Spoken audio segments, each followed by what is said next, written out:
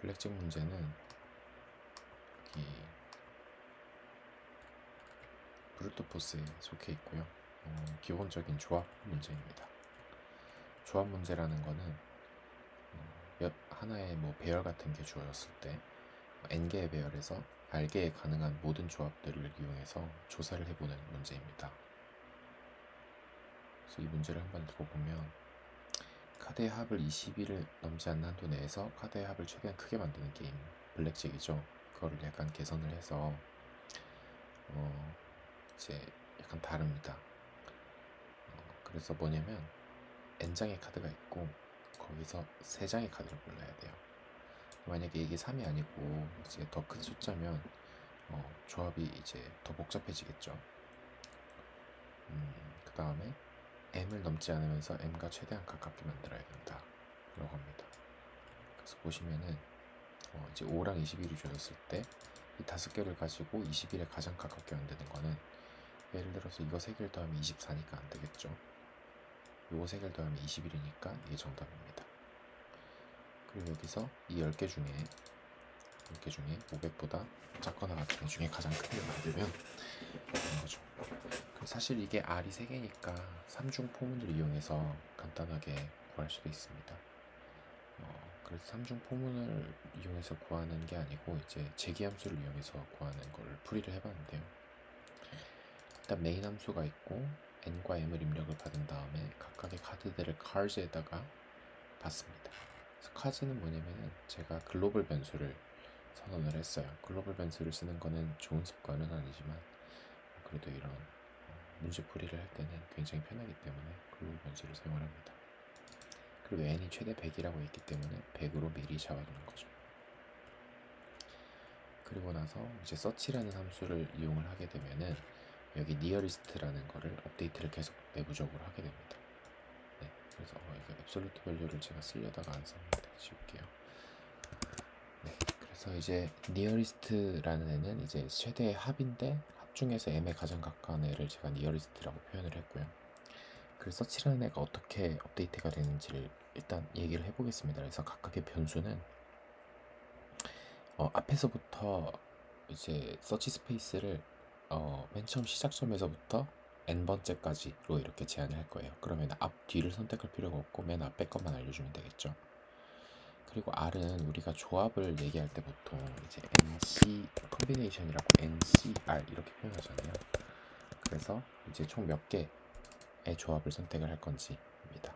그리고 P썸은 이제 파살점이 돼가지고 이제 저희가 3개 중에 만약에 2개를 골랐다. 그러면 그 2개의 합을 이제 그 제기적으로 넘겨줘가지고 이제 3번째에 도달했을 때 최종 합을 찾을 수 있게끔 하는 그런 애인 거죠.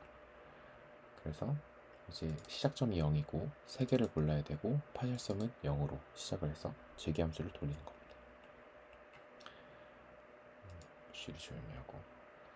자, 그래서 이제 종료 조건보다는 일단 여기 먼저 가볼게요. 이게 이제 제기적으로 나누는 건데 얘는 비긴을 선택을 안 한 겁니다.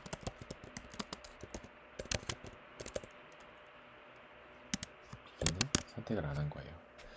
그래서 이제 비긴 플러스 1로 그냥 넘어가는 거죠. 그 비긴을 선택을 안 하고 이제 서치 스페이스만 하나 뒤로 밀어가지고 주고 이제 선택해야 되는 숫자의 개수도 똑같고 파셜성도 똑같아요. 그리고 얘는 비긴 번째를 선택을 하는 거예요.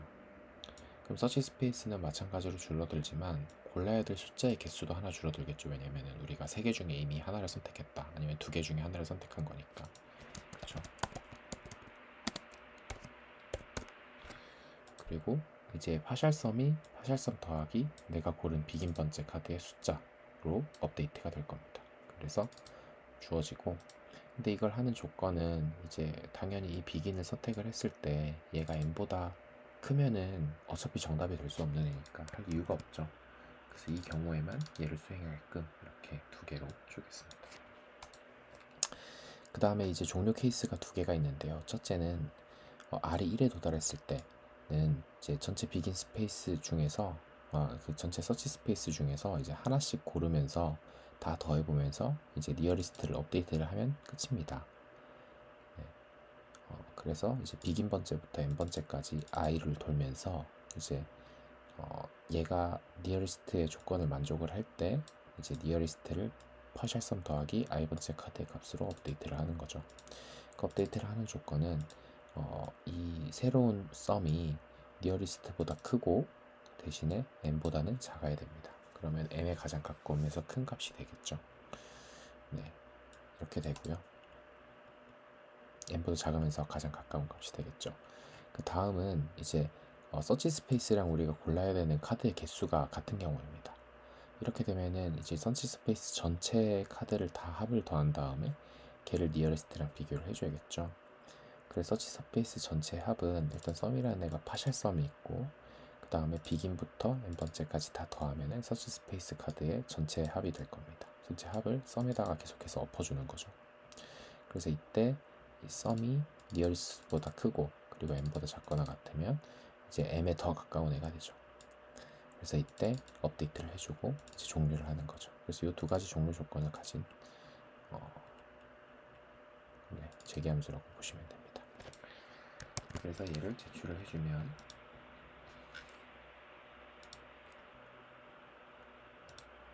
네, 맞았다고 됩니다. 여기까지 하겠습니다.